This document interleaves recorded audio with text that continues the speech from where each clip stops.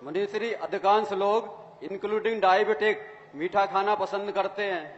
सभी लोग मीठा सुनना भी पसंद करते हैं, परंतु ऐसा क्यों होता है कि बहुत कम लोग ही मीठा बोलते हैं। मनीषरी, जुबान की मिठास कम हो रही है, चेहरों की मुस्कुराहट गुम हो रही है और ब्लड में शुगर बढ़ रही है। पूज्य श्री, क्या दूर भगाकर टेंशन, अच्छा रखकर इंटेंशन, क्या हम कर सकते हैं इन सबका सॉल्यूशन? पहली बात तो दिवाली से मिठाई का कोई संबंध है ही नहीं, कहीं हमें देखने में नहीं आया, कहीं शास्त्रों में उल्लेख देखने में नहीं आया, कहीं भी नहीं। यहाँ और जैन दर्शन के अनुसार तो मिठाई का सवाल ही नहीं, यहाँ तो मिठाई का त्याग का त्योहार है।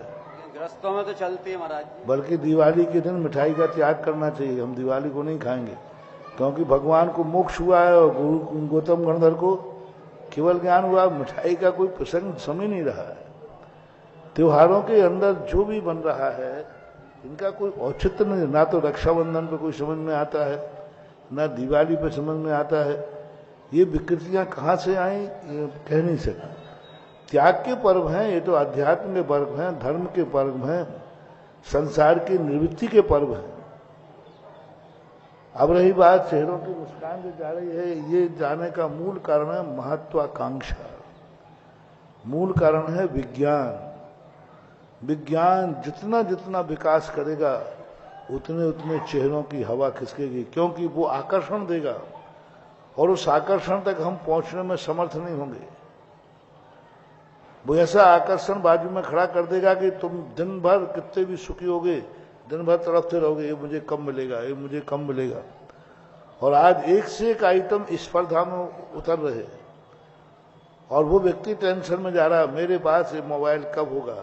मोबाइल है, लेकिन जैसे उससे दूसरे का मोबाइल देखा, अब उसके चेहरे की मुस्कान, इस दिवाली पर मुझे ये मिलना चाहिए, घर में हंगामा करेगा, स्वयं करेगा। तो महत्वाकांक्षा आवश्यकता आविष्कार की जननी है, तब तक चेहरे की मुस्कुराहट कम नहीं होगी। और आविष्कार आवश्यकता की जननी बन जाए तो चेहरे की हवा उड़े बिना रह नहीं सकती।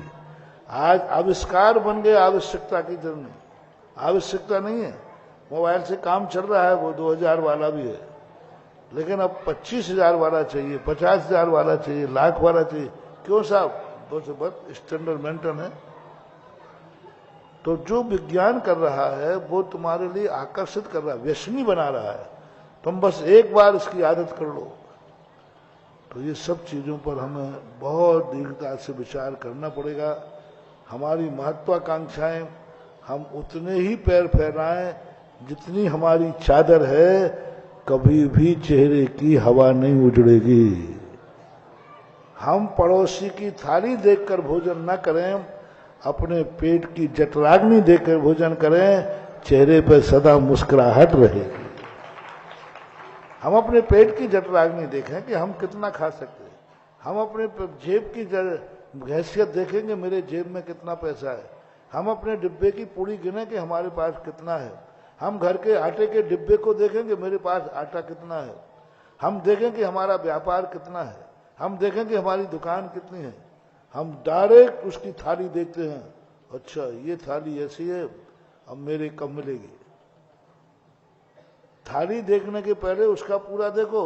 थाली देखी तुमने, थाली के पीछे उसका व्यापार देखा, थाली के पीछे इनकम देखी, इनकम के पीछे उसका पुण्य देखा, पुण्य के पीछे उसके अंगला भाव देखा कि इसने कितना पुण्य किया है कि आज इसके पास पैसा है, पैसा है तो हवेली है, हवेली है तो मनमाने ढंग से दे।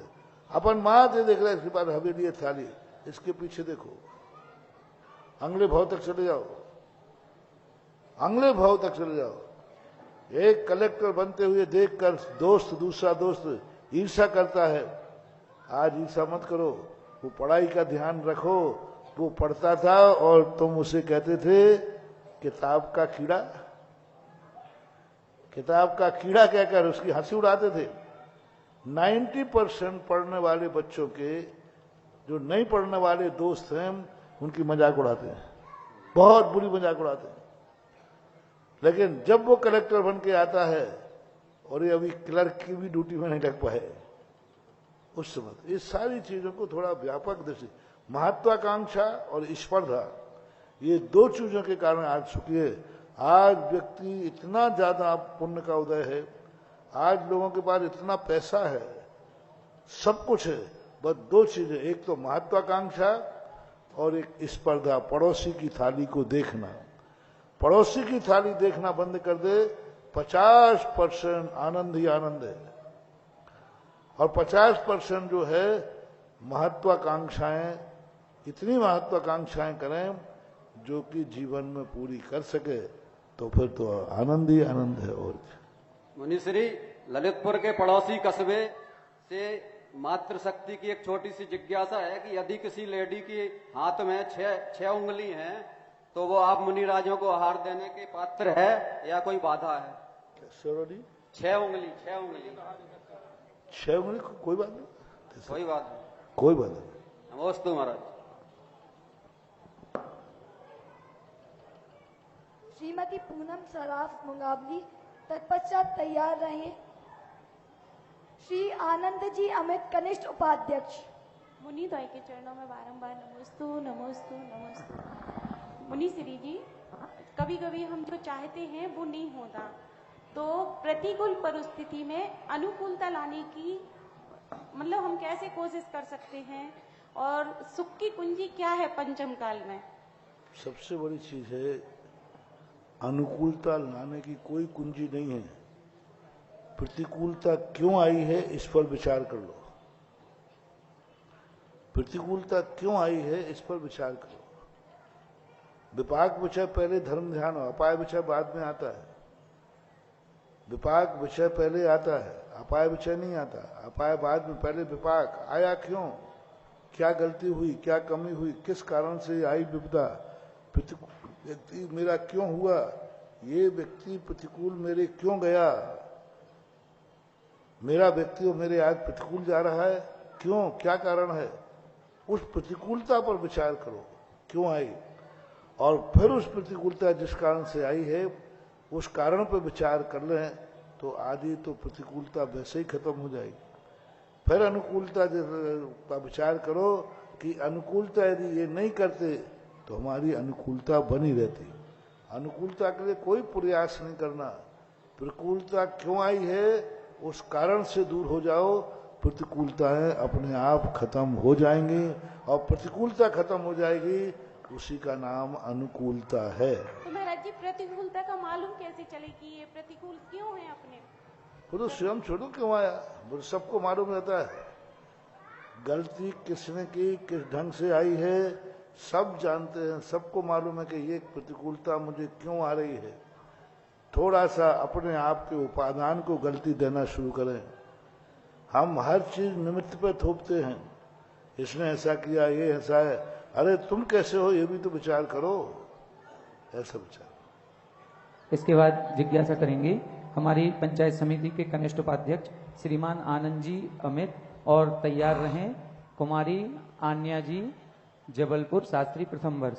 महाराज श्री कुछ भक्ति कलश की राशि लेकर के यहाँ पर परिवार पधारे हैं। श्रीमान कुंदन लाल जी, कौशल्या जी, अनिल जी, अजित जी, अविरल जी, सिद्धार्थ जी, अनन्या जी, अमूल्या जी, समस्त सराफ परिवार। भक्ति कलश में एक और नाम श्रीमान उत्तम चंद जी, श्रीमती शांति देवी जी, मुकेश जी, विजय जी नेता, श्रीमान सोहिल जी, राजेश जी बल्ली, अनिकेत जी, अभिषेक जी, अनिमेश जी, आयुष जी, समस्त विजय नेता परिवार। इन्होंने भक्ति कलश की राशि भी दे रहे हैं और देवोदय तीर्थ क्षेत्र की प्रथम किस्त भी यहाँ पर जमा कर रहे हैं। महाराज